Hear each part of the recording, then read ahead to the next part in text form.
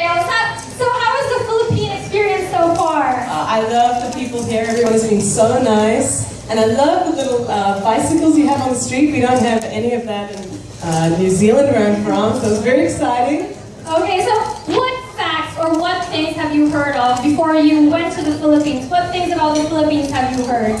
I've heard the people from the Philippines love to sing. Yes, definitely. Everyone keeps saying that, yeah. All the women are like, I love to sing. I heard about lechon, the food that you make here. Oh, have you tried it? I tried it last night for the first time. It was very, very nice. Well, you should try the fish balls. Okay, It's a nice street food, and they serve here. They serve it here at Aracama. Okay, I'll have to Try do the that. kare-kare, and you should try the balot.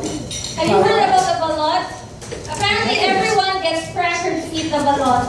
So, okay. but I'm not gonna pressure you because I love you. So you don't have to eat the balot, okay?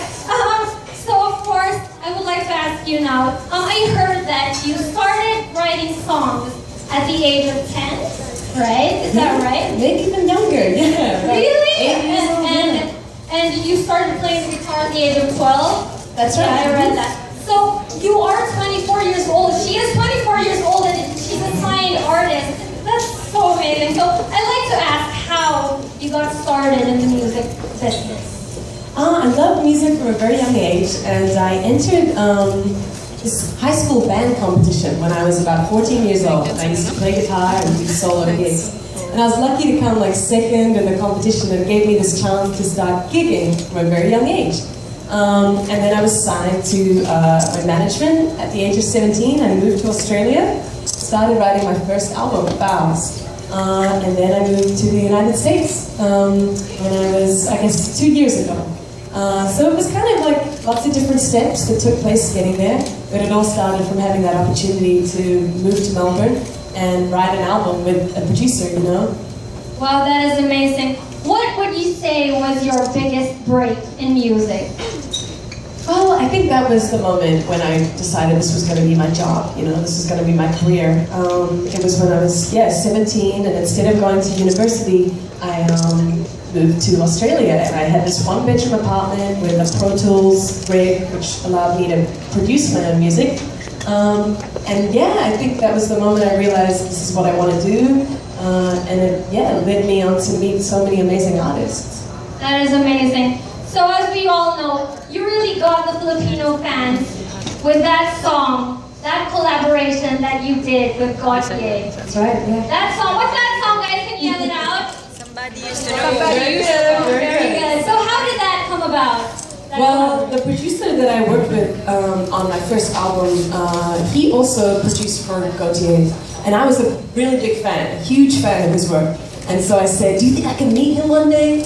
And the producer, Francois, was like, yeah, of course, he'd love to meet you. And so we went out for coffee and hung out, became friends. I used to even cover one of his songs when I was a kid. I used to play his songs at bars. And then one day out of the blue, he asked me, would you like to sing on this song I have? I'm trying to find the right female vocalist for the second verse. I'd love to, I'm a huge fan. And then of course, you know, it ended up being the right thing, and the rest is history, as they say. Yeah, the rest is history, and you won a Grammy for it. That's right, yes, yeah. That is amazing. 2 Grammys. 2 Grammys, that is amazing. So now, I would like to ask, I know that you're a fan of Bjork. Yeah. Because I'm a big fan of yours. I know, but aside from Bjork, who are your other musical influences, and how did they affect your writing?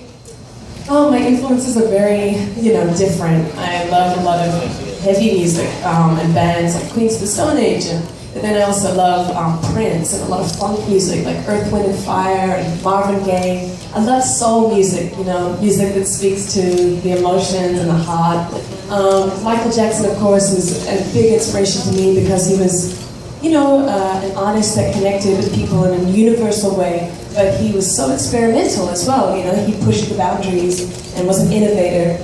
I would say David Bowie is also a big influence, and Kate Bush. Oh yeah. I would also like to ask, since I'm also an aspiring artist and all of us here are big fans of yours, how do you write music? What kind of emotions do you go through in order for you to write like a whole song? For me, I start with a drum beat a lot of the time, so I will sit on the computer and maybe put together a drum pattern that kind of gets me to move or gets me thinking about an emotion, or if I'm working with a producer, we usually start with drums. And then I use sometimes iPads to write the music, like you can use different applications that give you the chords. And sometimes I would just use the voice, you know? I like to use it as an instrument and put down all the ideas by just singing. And then down the line, I will think about how to replace those sounds with instruments. But the music always comes first, and then the lyrics. Yeah, thank you so much, Kimbra. I am excited, and everybody here is excited. So I would like to ask you, how excited are you to perform at MadFest this Friday? It's this Friday, guys. How excited are you? I'm so excited. Thank you so much for having me. You're super duper excited. Me too. This is my first time, like, being so starstruck with somebody, and it is so great. And also, I would like to ask, what is one guarantee that you can give the fans on Friday? What is one thing that, you know, they could expect from you on Friday? I promise you will never see anything like the show we're about to give you on Friday. So come! Oh my gosh, thank you so much, Kimbra. Thank you so much. And guys, we are now going to open the floor for our press, okay? So just to make it clear, guys, all questions should be about